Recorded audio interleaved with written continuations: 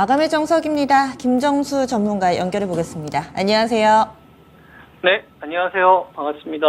네, 오늘 만기일이라서 수급적으로도 좀 분석해 주실 게 많을 것 같고요. 또 대형주들 움직임이 또 활발하게 나타났습니다. 거래소, 오랜만에 거의 10조에 가까운 그런 거래 대금이 기록되고 있는데요. 그렇다면은 오늘 장 한마디 알려주세요. 매수 거래 대금이 증가되는지가 핵심 느낌표. 반도체 배터리 중심주는 홀딩하자입니다. 네, 반도체, 배터리 중심주 홀딩하자. 그리고 매수 거래 대금이 느는지가 핵심이다. 오늘 장은 매수 거래 대금이 좀 늘었나요? 아니요, 안 늘었어요. 안 늘었고, 이렇게 생각하시면 될 것 같아요. 동시효과 때 좀 자금이 들어왔는데, 매수 대금이 늘어난 거는 반도체 섹터만 매수 대금이 늘어났다고 봐야 됩니다. 반도체 섹터만 매수 거래 대금이 늘어난 거고, 아니, 무슨 소리냐, 배터리 관련된 그 주식들도 오늘 올라간 주식들이 꽤 되고, 그 다음에 바이오 쪽 중형주들도 좀 올라간 주식들도 좀 꽤 되고, 자동차도 이렇게 올라간 주식들도 이렇게 있으면, 얘네들도 매수세가 붙는 거 아니냐, 이렇게 생각할 수 있잖아요. 근데 그게 아니다라는 얘기를 제가 하는 거예요. 그건 아니고, 그거는, 우리가 이제 1차원적인 생각인 거고, 2차원, 3차원, 더 나아가서 생각을 해야 된다는 얘기죠. 그래서 요 매수 거래 대금에 대한 이 부분을 우리가 정확하게 깨뚫고 가야 되는 겁니다. 예를 들어 볼게요. 우리가 김밥 팔다가 김밥하고 떡볶이를 팔아요. 김밥하고 떡볶이를 파는데 평상시에 장사가 잘 돼요. 그래서 김밥 매출이 한 500만 원 정도 나오고 떡볶이 매출이 한 200만 원 정도 나와서 한 달 매출이 한 700만 원 정도 난다고 칩시다. 그러면은 영업이익이 얼마 정도 났냐면 한 70만 원 정도 나는 거예요. 예를 들면. 그죠? 그런데 장사가 좀 잘 될 수가 있잖아요. 김밥이 조금 더 잘 팔려가지고 한 500만 원이 아니라 한 520만 원 나올 수도 있는 거고, 그 다음에 떡볶이가 한 200만 원이 아니라 한 220만 원 나와서 매출이 700만 원이 아니라 740만 원 정도 남고, 그 다음에 영업이익이 70만 원이 아니라 한 75만 원 정도. 그러면 매출도 늘어난 거고 영업이익도 늘어난 거지 않습니까? 금액으로 보면. 근데 이거는 아니다, 이라는 얘기는 그냥 똑같은 거다. 이건 똔또이다 라는 얘기를 하는 거예요. 예를 들면 이런 거는 의미가 있는 거예요.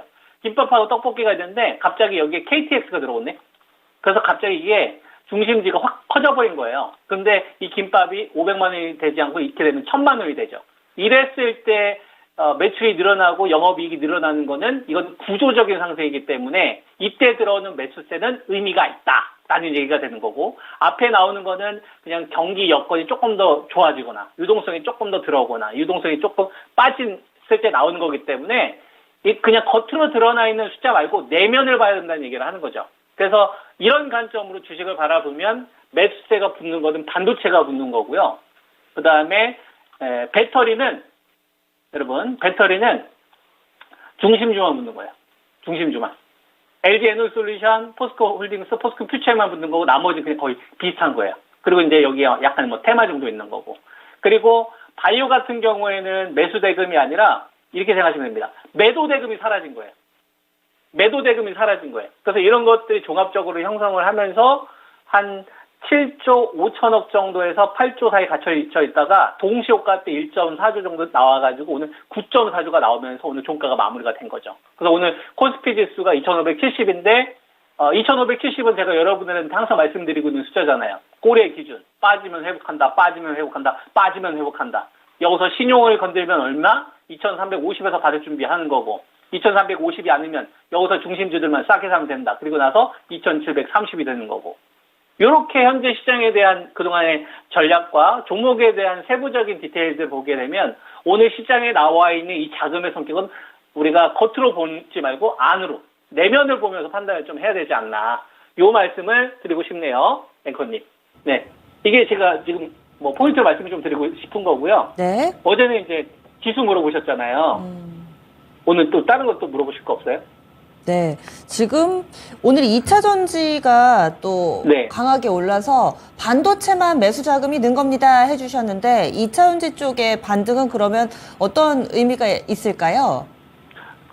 이렇게 생각하시면 됩니다. 어떤 의미가 있냐면, 자, 보세요. 이렇게 일단 제 의견부터 드릴게요. 반도체는 홀딩 하세요. 이거 추세 대응 가능. 중심주는 홀딩 해도 됩니다.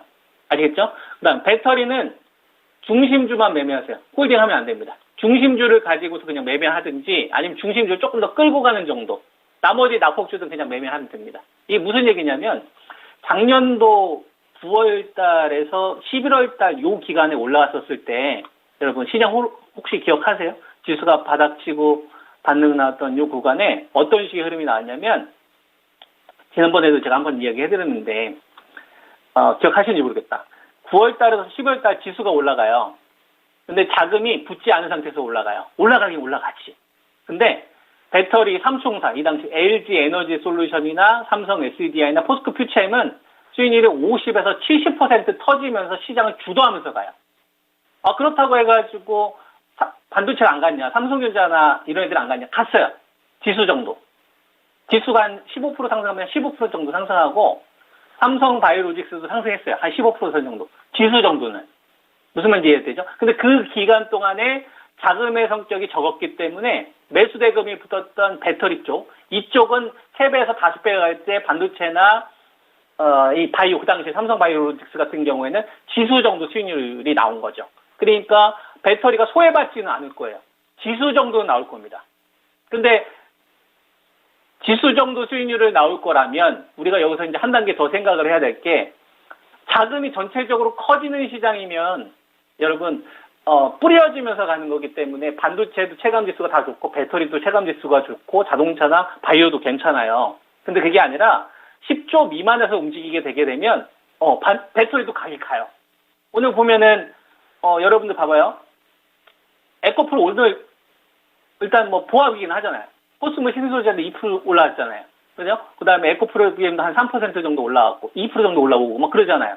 근데 유진테크는 10% 올라가고, 그죠? 그 다음에 뭐 솔브레인 하나못해는 10%씩 올라가고, 우리가 얼마 전에 한미반도체 터진 것처럼. 기억나시죠? 그러니까 이런 성격이라는 얘기예요. 전체적인 자금의 성격이 10조 미만이면 매수 대금이 연속적으로 붙지 않으면, 배터리도 어느 정도 수익률은 나오는데, 크게 이렇게 랠리식이 아니라 한 지수 수익률 정도 만족하는 정도로.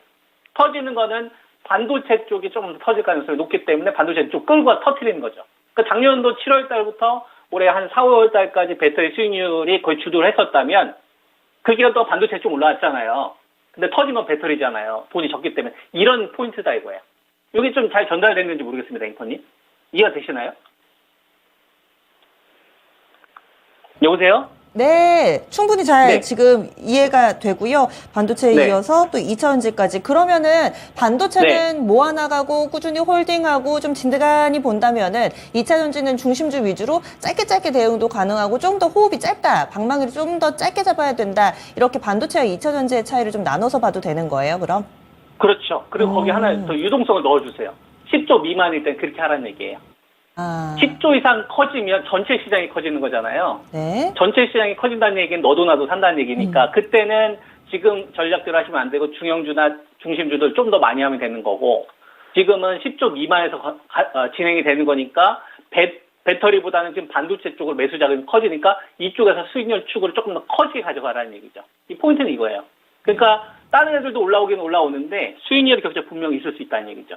그래서 삼성전자하고 그 다음에 SK하이닉스가 지금 71,700원에 122,200원이잖아요. 요거 같이 전고점 돌파할 때 만약 지수가 돌파하게 되면 소부장 그동안 여러분들 없으신 분들 1차 매수 하세요. 반도체 종목들도 좀 사시고 그 다음에 삼성전기 없으신 분들 좀 사시고 그리고 빠지면 한 번 더 산다 생각하시고 그리고 배터리는 제가 여러분한테 기준 잡아드린 자리는 다 해보고 해줄 거예요. LG 에너지 솔루션도 그렇고 포스코 홀딩스도 그렇고 그 다음에 포스코 퓨처엠도 그렇고 그죠? 근데 이들 종목을 제외한 나머지 종목은 에코프로가 장대 항봉을 만들지 않는 이상 여러분들이 너무 이쪽에서 크게 한 방을 노리기보다는 반도체와 배터리의 이격을 차라리 노리고 사시는 것이 훨씬 더 효율적이다. 라는 말씀을 좀 드리는 거죠. 왜냐하면 현재 지금 시장은 10조 미만에서 거래되고 있는 시장이니까.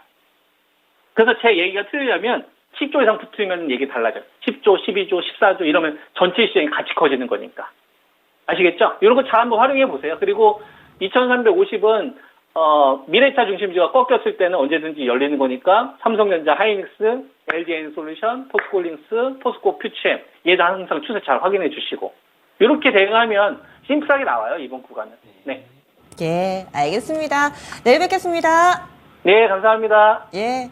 늘 이 시간에 거래대금을 중점적으로 시장을 해석을 해주시죠. 또 이런 코너도 많지 않습니다. 거래대금 뭐 어떤 기준으로 좀 봐야 될지 늘었는지 줄었는지 매일 체크할 수가 없잖아요. 이 시간에 또 면밀하게 봐주시니까요. 아직까지 거래대금이 좀 미진합니다. 10조 원 넘기 전까지는 핵심주 위주로 이 전략을 세워보자. 반도체하고 배터리는 늘 강조를 해주시는데 동일한 전략이 아닙니다. 반도체에 조금 더 롱텀으로 보고 있고요. 그리고 2차 전지는 짧은 매매 가능하다. 이렇게 해서 얘기 나눠봤습니다. 내일 이 시간에도 마감의 정서 함께 하시면은 또 플러스 알파 되는 그런 정보들 많이 드릴게요. 지금까지 저희 준비한 내용 모두 전해드렸습니다. 다양한 투자 판단에 대한 도움 말씀드렸고요. 종목의 상승 하락을 보장하지는 않습니다. 내일도 오늘만 같으면 좋겠네요. 여기서 인사드리겠습니다. 고맙습니다.